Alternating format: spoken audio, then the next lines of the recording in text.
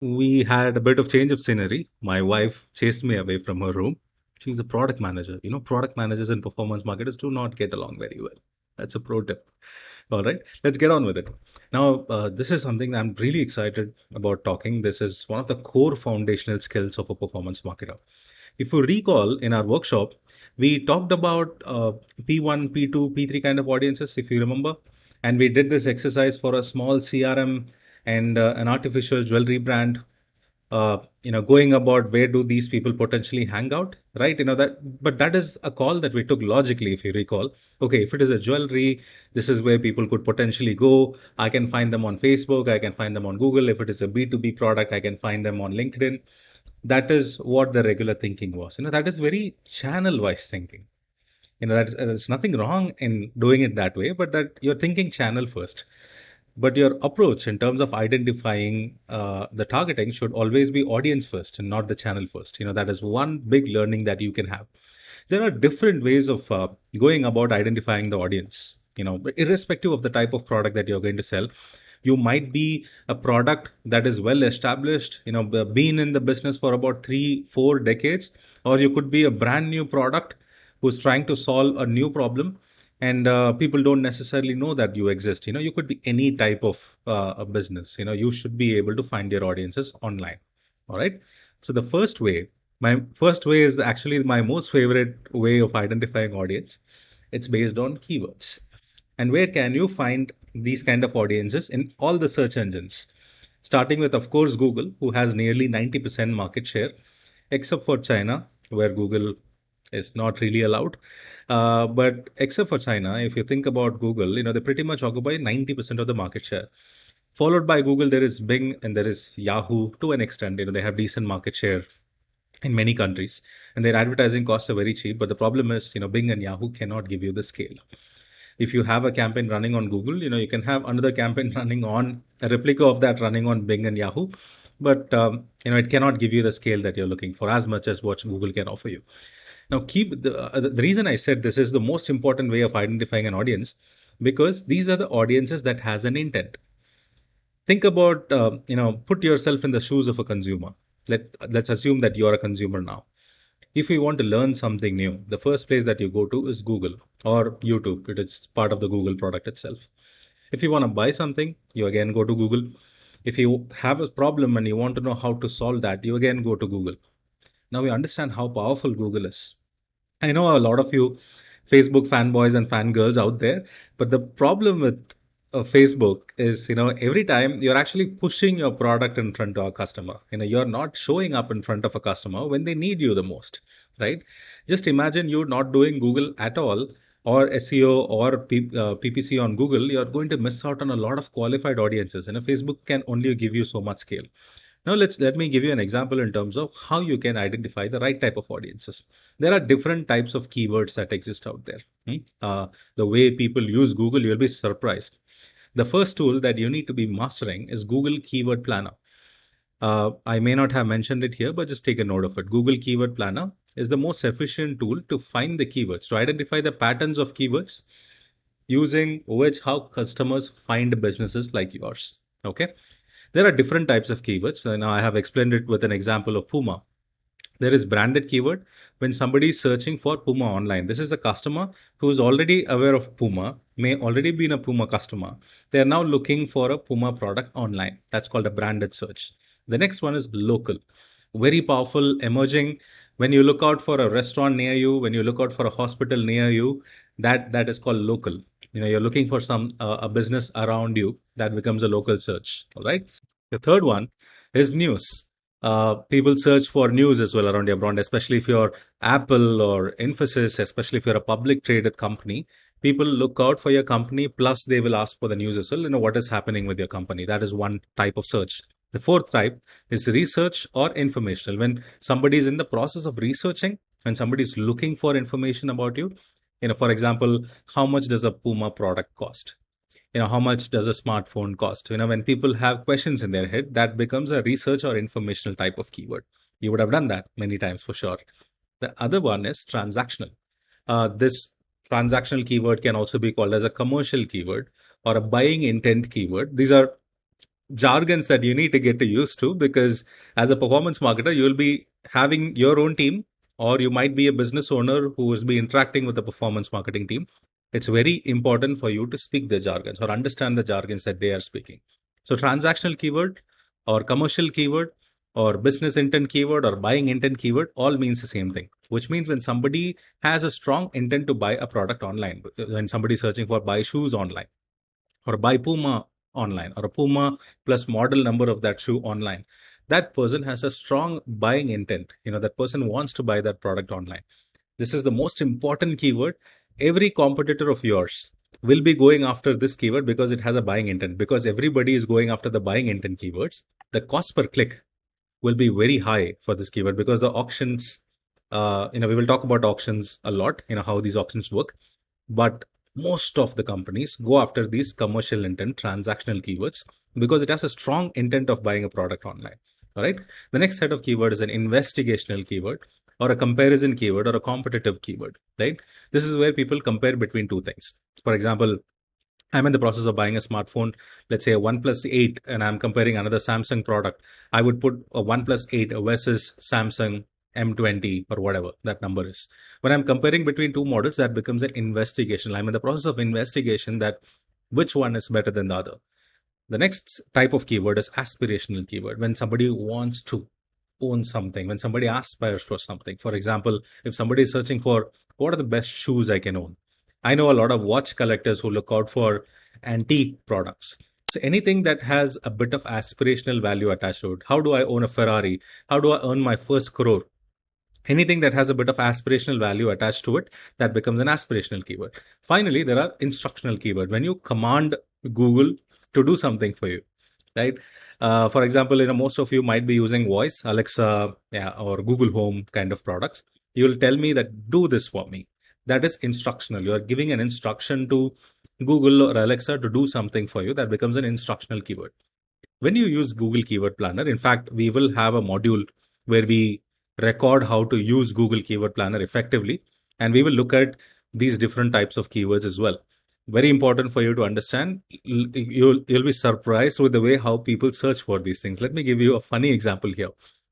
Swiggy is a brand, my favorite brand. What how people search for Swiggy? People might have heard about Swiggy a lot of time because they see a lot of delivery partners on the road wearing the product, and a lot of people tell that Swiggy has become a very popular brand name. But people need not necessarily know the correct spelling of Swiggy. Okay. There is this keyword called Swiggy, Sweeggy or Gee. People search like that, and there's a ton of volume around it. Imagine if Swiggy is actually not getting discovered for that keyword, while they will, but not a lot of people will be bidding for that keyword. But if you're a Zomato, you can actually identify that particular keyword, which is low competition, not a lot of cost, because nobody is bidding for that keyword. You can bid for that specific keyword. Just look at the opportunity that you have to show up when somebody is searching with the wrong spelling of Swiggy. And because many people are not really bidding for it, you can actually bid for that keyword and win that customer opportunity. Yeah. Okay, so that was keyword targeting, where you can actually find the most qualified audiences. And I remember telling you about the tool. The tool's name is Google Keyword Planner, one of the most effective ways of identifying keywords. It comes from Google, so you can trust that data. There are many different keyword planner tools, but I prefer using Google Keyword Planner. And as we go along in this mentorship camp, we will talk about the other keyword planner tool as well, because I use Ahrefs a lot, and I will tell you how to use that effectively. That is first, where you can identify the audiences of search engines. All right. Number two is placements, which is based on websites and apps. This is another way of identifying audiences, where you can pick specific websites and you can buy media from them based on a certain assumption that your target audience hangs out there. Let me give you an example.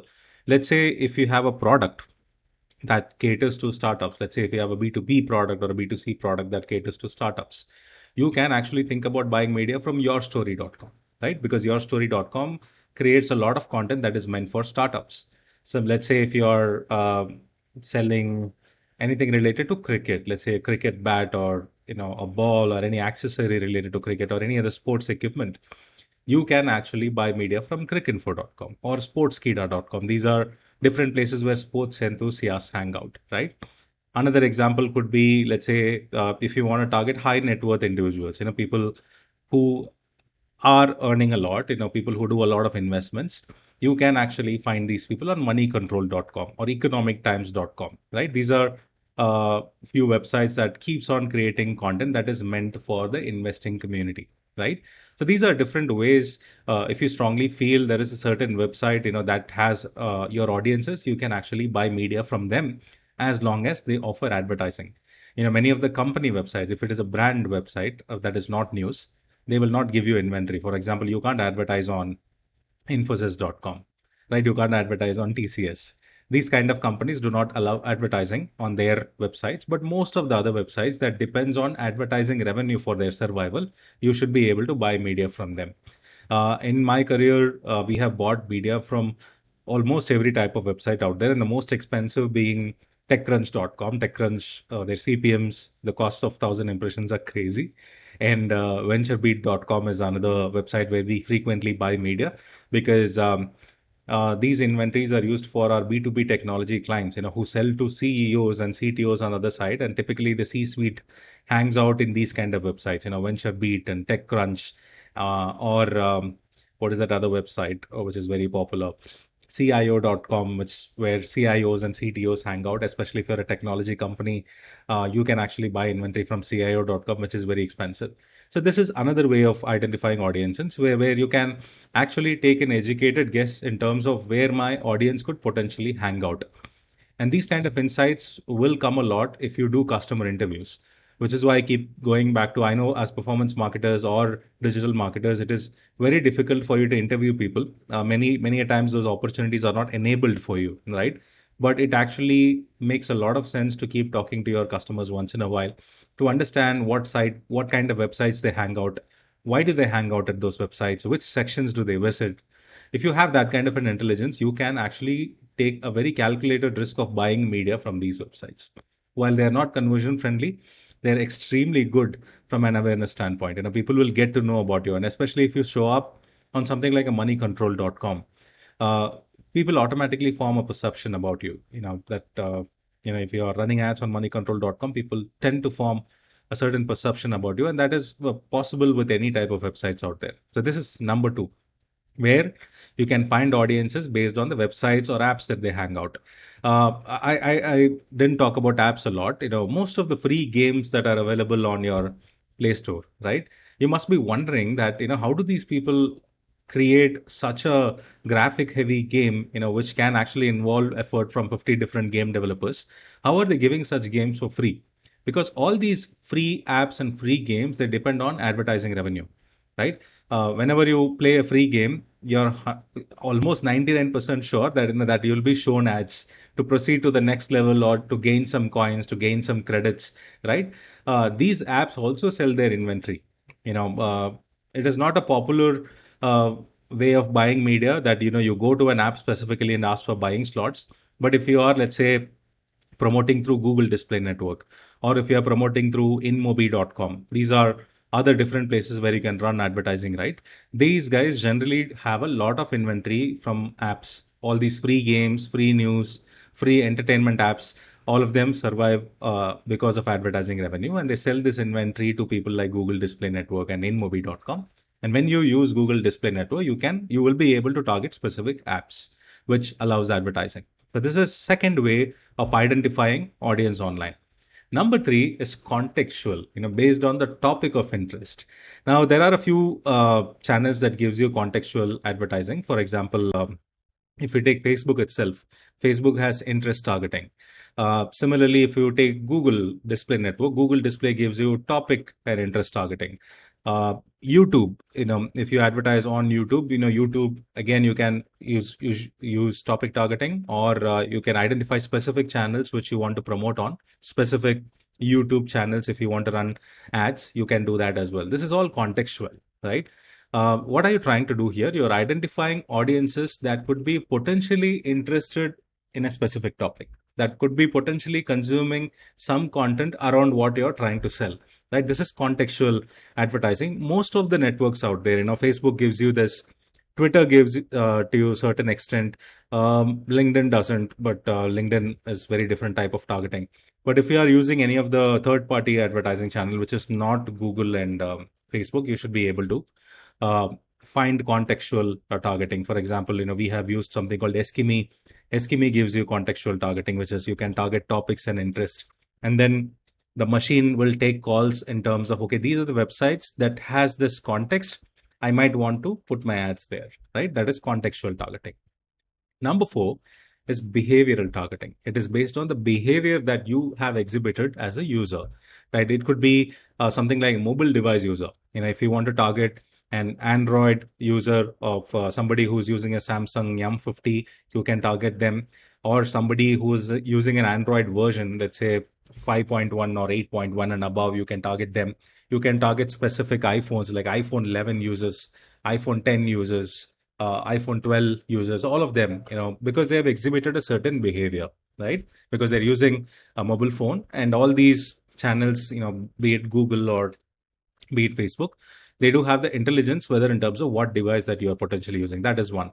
You can actually target frequent travelers. Facebook gives you this option. It's one of my most favorite targeting, especially if you're selling high ticket products, because somebody who's frequent traveling, we know that individual could be a potential high net worth individual, or somebody who's senior inside a company. So especially if we have high ticket products that are expensive, we generally use frequent traveler as a targeting. Just imagine, I'm not make my trip. Even if I'm selling real estate or an insurance policy or an investment scheme, I could potentially target frequent travelers, right? That is how you need to think about it. Not necessarily, but let's say if you're selling an real estate product, that is upwards of 10 CR, you can't really go after the regular home buyers. Regular home buyers may not have as much as that budget. You have to go after high net worth individual.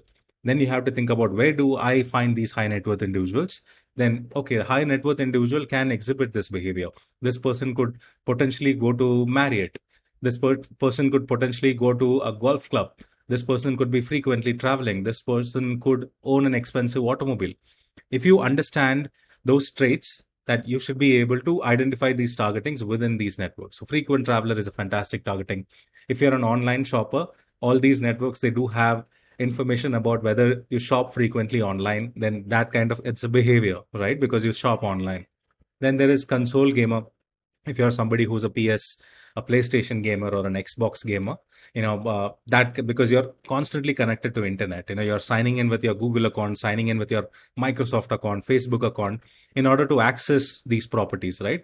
So using that kind of an intelligence, Facebook is able to give us this kind of a targeting. This is behavior targeting. Another behavior that people exhibit is on your own website. When people actually browse a certain products, when people actually sign up for your newsletter, when they perform any type of an action on your website, they're also, in a way, exhibited a certain behavior, and you can understand with the help of Google Pixel, with the help of Facebook Pixel, you will be able to understand, okay, so and so visitors have come to my website, and they have actually checked out some of my products, added it to the cart. That is a behavior exhibited by the user. So that is behavioral targeting. All right.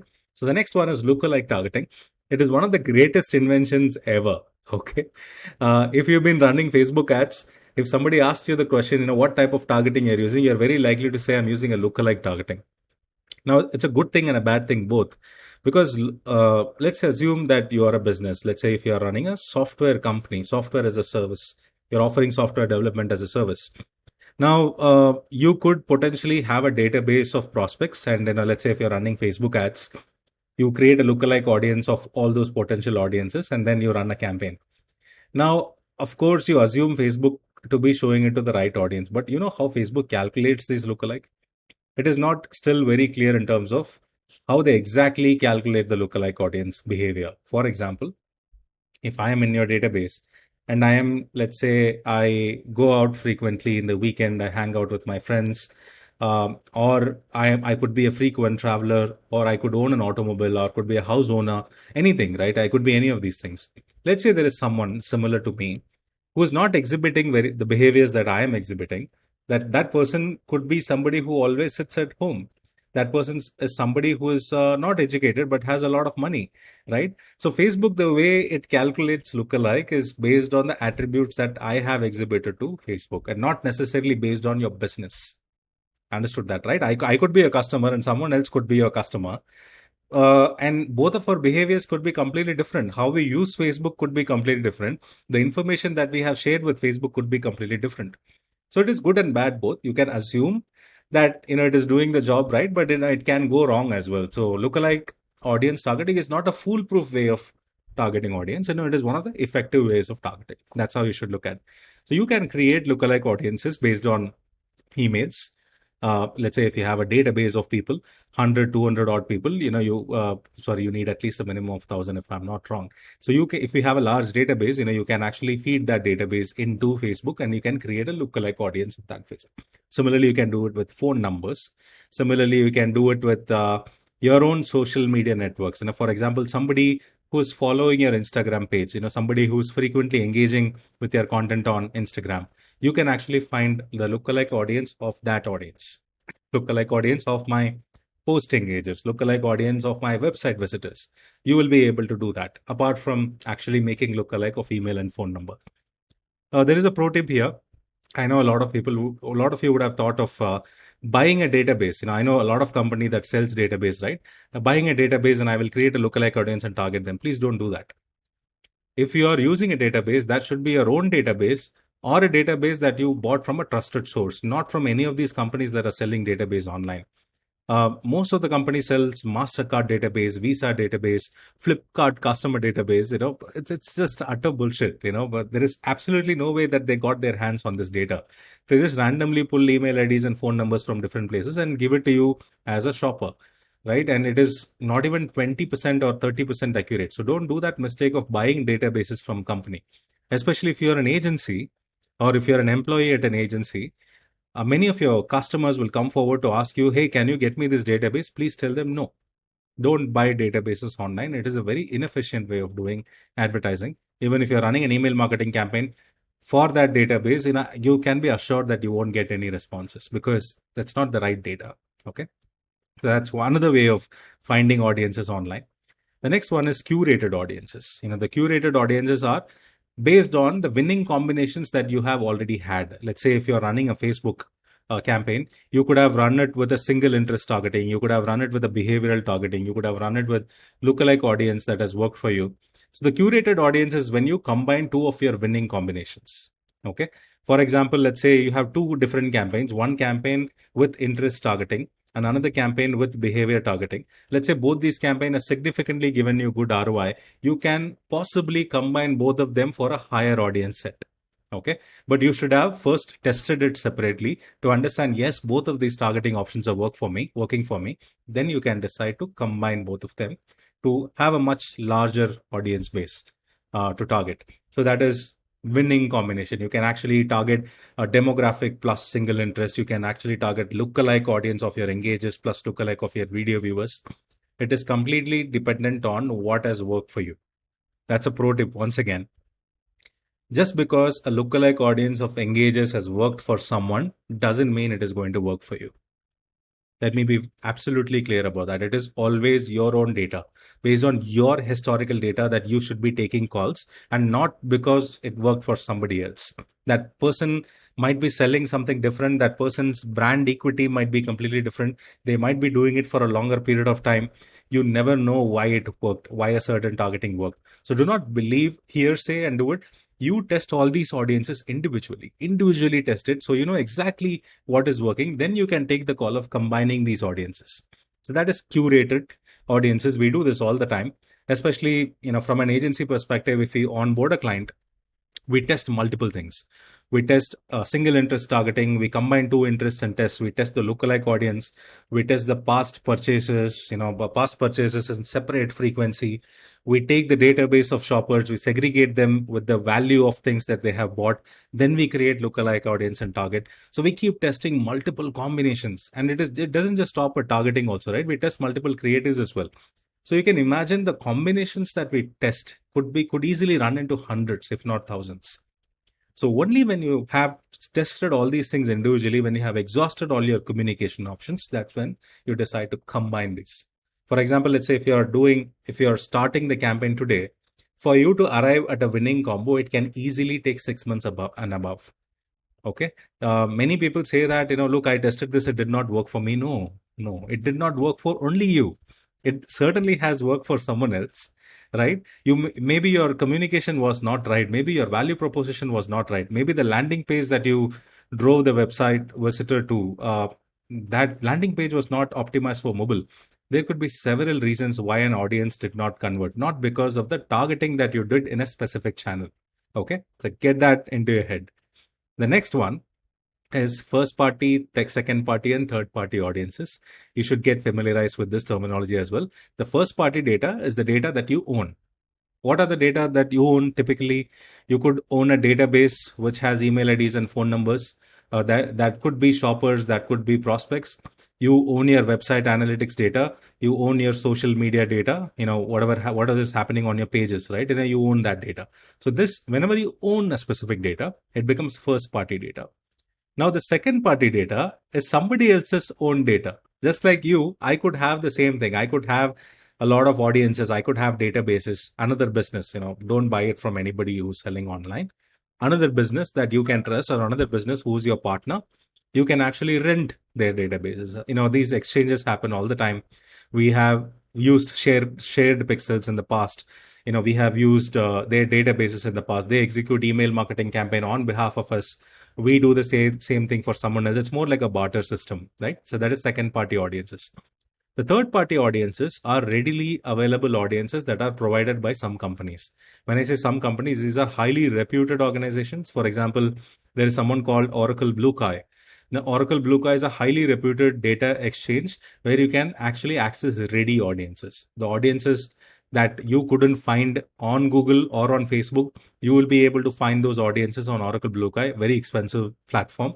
But if you are going to be running $100,000 or $200,000 or $1 million campaign, definitely it is worth to try these audiences. We have tested these audiences in multiple different ways, and it has proven to be effective as well. If I have to give you an example of how a third party audience would look like, you can actually target villa owners, somebody who owns a villa. You can target Netflix users, Netflix paid subscribers. Now, can you find this data on Google and Facebook? You can't. But when you use Oracle BlueKai, you will be able to find these audiences as well. It is slightly expensive tool. Only if you have a certain bit of a spends in a month, you will get access to these kind of platforms. But it is good for you to know that these kind of data exchange platform exists out there.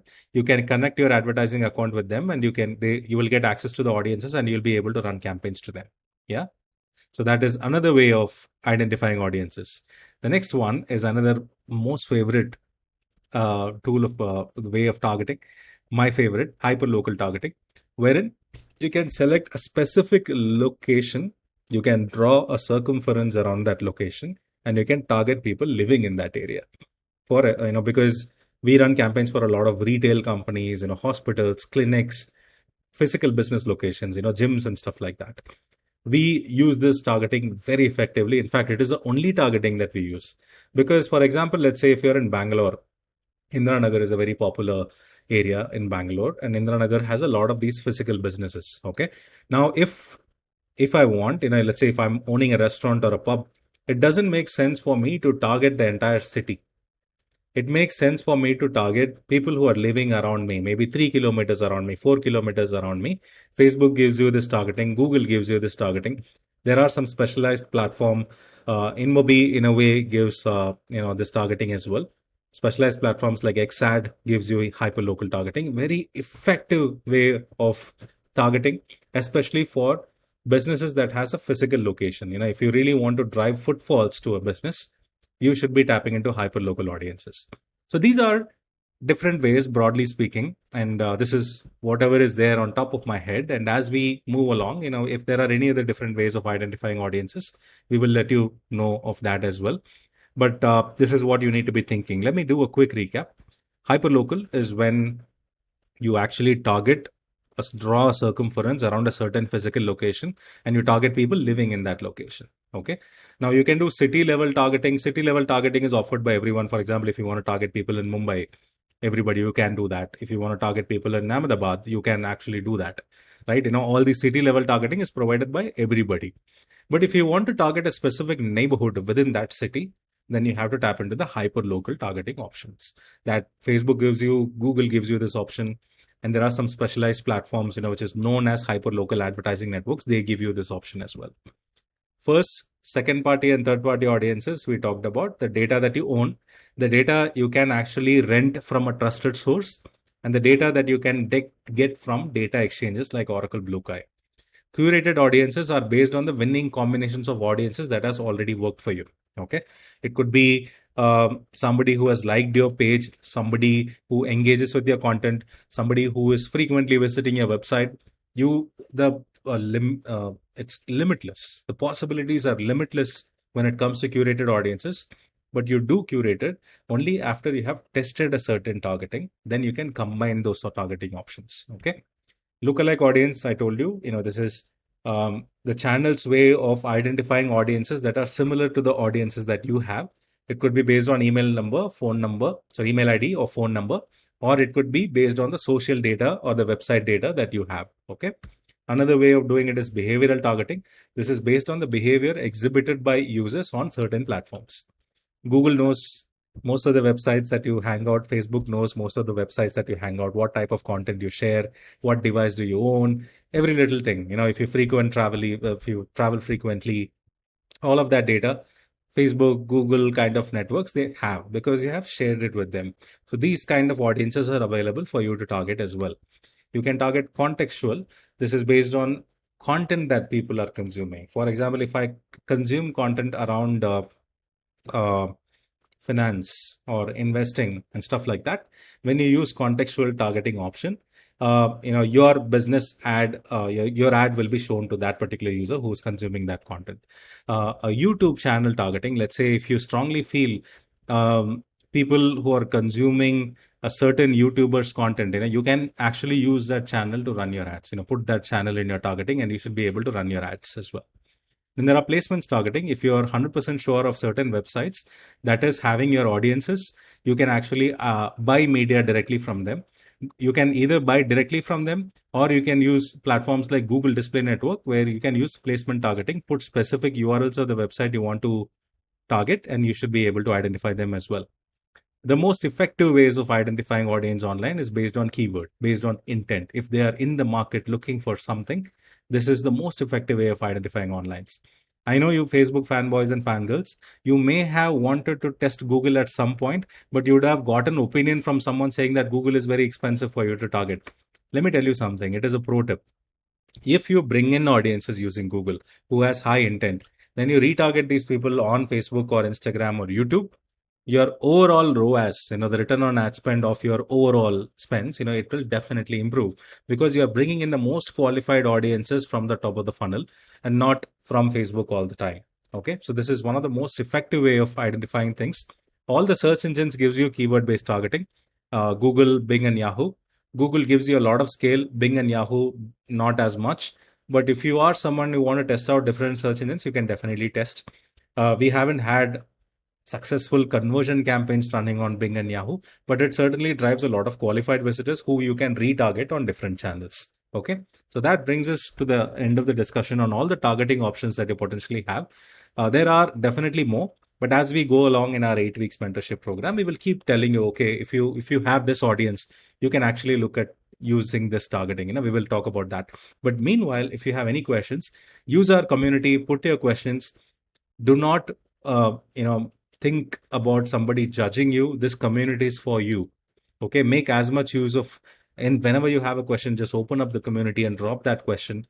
You will definitely get answers. But for others, let me tell you, for people who are already aware of these things, please don't judge people. Okay. Please don't judge people based on the questions that they're asking. There could be somebody who's starting new, or they could be having a genuine doubt. So help as much as you can, and do not judge anyone based on the questions that they're asking. Yeah. Thank you so much. I will see you in the next chapter.